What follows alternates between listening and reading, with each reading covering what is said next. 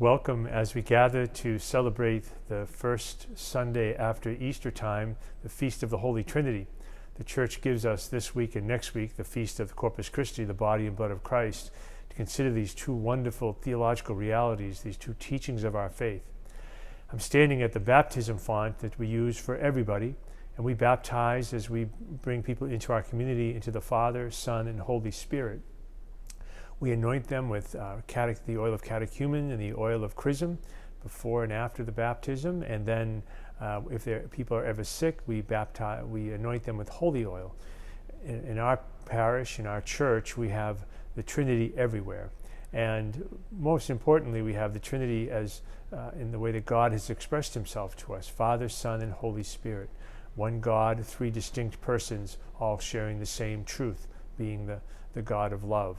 And so this weekend, as we gather, we remember that we are welcomed into a community of faith through the God of Isaac, Abraham, and Jacob, through the God that is proclaimed by Jesus Christ, by John the Baptist, by all the apostles and saints.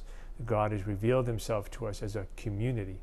And that perhaps is the most important part for us to remember, that we are a community of believers, but we are also called to be people who imitate God, who has given us His Son, Jesus, and the power of the Holy Spirit, who has shared Himself in two ways after creating us in His own image and likeness. In this wonderful painting by a 16th century artist, he paints the Trinity, Father, Son, and Holy Spirit, and at the bottom of the table, you can barely see it, there's a small little rectangle, and experts believe that rectangle used to contain a small mirror that allowed us to understand that we are part of the Trinity. We are welcomed into the community of God, Father, Son, and Holy Spirit, and us, each one of us, as we approach the Lord, who has revealed Himself again as this pure love flowing out in these three distinct persons.